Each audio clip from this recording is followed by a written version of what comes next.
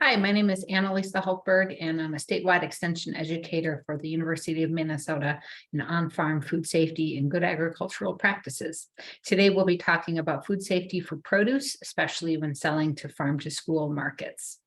So good agricultural practices, very briefly, are those things that farms do to protect food safety when growing fresh fruits and vegetables. So GAPS are those things that we do on farm to reduce the potential for those microbiological, chemical, and physical hazards to get onto our fresh produce and to keep our customers safe. This is especially important when we are serving more vulnerable eaters, such as children, the elderly, or others that are immune compromised, such as those that might be sick. Small amounts of pathogenic organisms, such as certain types of E. coli, Salmonella, Listeria, if that gets onto the fresh produce and it is consumed, even very small amounts of these organisms can cause illness in our customers. So keeping the poop from humans and the animals, which is the origin of those pathogenic organisms, off of our food is really our goal. And what we do with good agricultural practices, it's really creating the conditions on the farm to reduce the potential for that contamination to occur. To be clear, when we're selling our produce to buyers such as schools, restaurants, others, we don't have to have any sort of a license to do that as long as that product was grown by us 100%. So we don't have any off-farm ingredients in that product. That is called a product of our farm. You also are not required to have a GAP audit. So a GAP audit we'll talk about a little bit more. So a GAP audit is something that a buyer can ask for, like a school, but they don't have to. It is not a law that they ask for that. What it is you use good agricultural practices in your farm. You contact someone such as the State Department of Agriculture. They come out, they perform an annual audit on your produce. They watch you harvest it. They review your records. You pay for that audit. And it's going to be anywhere from maybe $400 up to $1,000, somewhere in that range. And a 75% cost share is available to farms within Minnesota for 3 years for the cost of that audit. Only a handful of diversified farms in Minnesota do have an audit. More are getting it because market demand is increasing for this. But just to be clear, you don't have to have it. But if a buyer that you want to sell to does require a GAP audit, that is okay, and we can help you get that. You develop your food safety plan, you learn about good agricultural practices, and then you can go ahead and get that annual audit. But if you don't have the audit and the buyer doesn't require it, you still should you should use good food safety practices, and then there are other ways to document it so you can show that to your buyer. You can provide a written food safety plan. We have a template, so you do not have to start from scratch. You should get your well water tested. If you're using well water, you should test it annually, and you can provide that report to your customer. Just have a conversation with the school food service. They really care about food safety because they're serving children.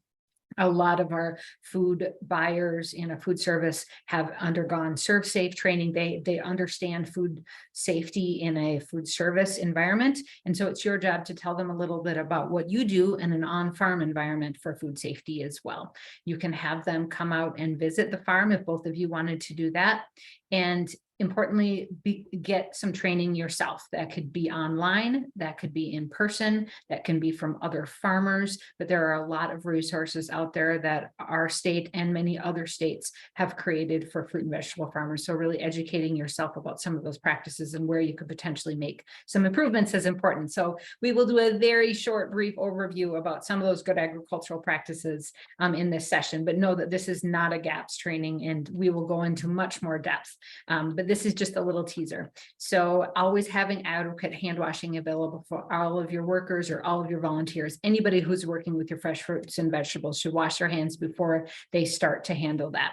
So making sure that those are available and stocked, making sure that there's bathrooms to use, and not working when you're ill is another great way to really reduce the potential for those pathogenic organisms that can come from sick workers to get onto that produce. You can have a portable hand washing stand like this, and it's on the back of a truck. And so it can get out to the field. If the field is a distance from the house, you might not want to go back to the house. Having one next to any porta potty is really important. This is just a simple one on a table, and we have instructions on how to build that. Soap and water is the best way to wash your hands. Sanitizer is not a replacement for adequate hand washing. So when we're on the farm, our hands are dirty, there's soil on them, and that sanitizer just doesn't work. So making sure we're using soap and water. Water is used for irrigation. It's also used for washing our vegetables and washing our food contact surfaces and other surfaces on the farm. So making sure that that water is tested annually. If you've got well water, you can get that tested. It's maybe $30 to $40 for a test, and we have lots of resources that can send you to those labs to get those conducted.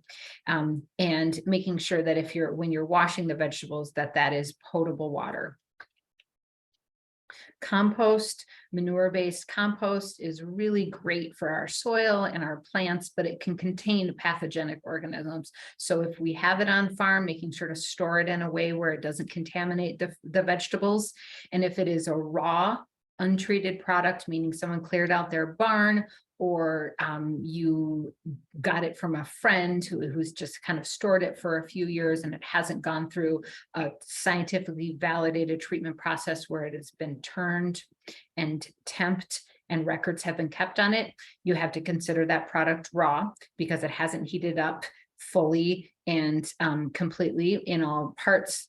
So you should apply it in the fall, or at least 90 or 120 days before you will harvest the crops, which in Minnesota almost always means applying it in the fall.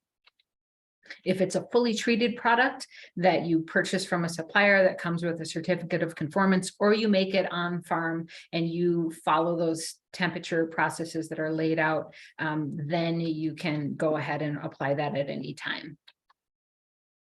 Safe harvest. So as we're harvesting, really looking at the product, making sure that there isn't signs of chewing or feces like that piece of bird poop on that tomato there. We would not want to harvest that tomato. It's important to remember that you can't fully wash off contamination once it occurs. So you might be able to wash it off and it looks visibly clean, but that contamination is really good at sticking onto the produce, and it can actually be internalized into the cells of the produce as well.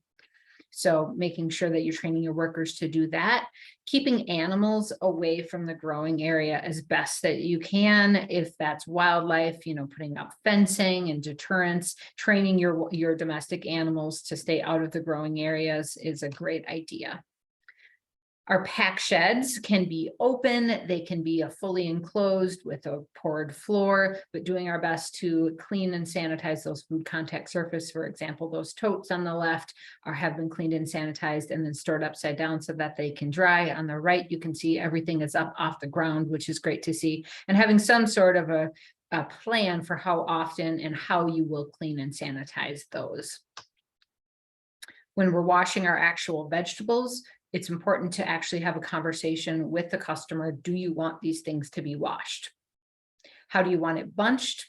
How do you want it washed? And how do you want it delivered? That's all part of that conversation. So for something like the beet, you can see they're spraying it off there on a spray table. So that's a really nice way. It's that single pass water. It's a really good, safe way because the water is just going straight down. The recirculated water is a little bit higher risk. Something like these greens are being washed in.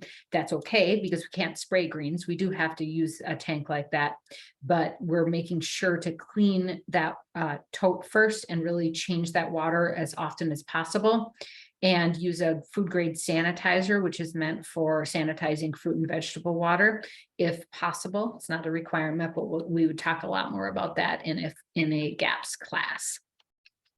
So things that we would never wash are herbs, tomatoes, berries, many storage crops. These things should not be washed or they will break down in storage. Sometimes washed, you can see those items. Think about that. Are they dirty enough to wash? It really depends on the conditions on the farm. So that's a judgment that you would make and your buyer would make. But when possible, defer to not washing because it can, when things are washed, remember in that tank, there can be that cross contamination. So if possible, don't wash it. If it is dirty, it obviously does need to be washed. And some things do need to be cooled down, hydrocooled, to really get that field heat out. But again, changing that water frequently is a great way to reduce that risk, and using a sanitizer if possible. So that was a very brief overview. Know that most questions were not answered in that, and it wasn't intended to be. It was just kind of a teaser about the more information that we would be able to provide in a training. But know that local foods are very safe. Our farmers use great practices. It's legal for you to sell to a school. You don't need a special license to do that, as long as it is 100% of your own product and grown on farm. They don't have to require a GAP audit, but they might. If you need that, come and ask for one, come and ask for some help, and we can help you get that. Really having a conversation about food safety is a great way to sell your product and show that you care. It's a part of professionalism and having a high quality product. Starting a food safety plan is an excellent thing to do. We have templates on our website that you can download and start, so you're not starting from scratch there. Training your workers on your policies and getting your water tested are other things that you can do.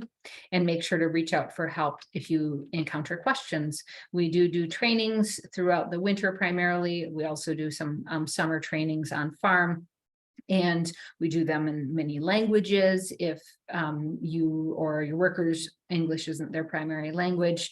And we have lots of on-farm on our website. We have many resources as well. So thank you so much for your time, and we look forward to chatting more.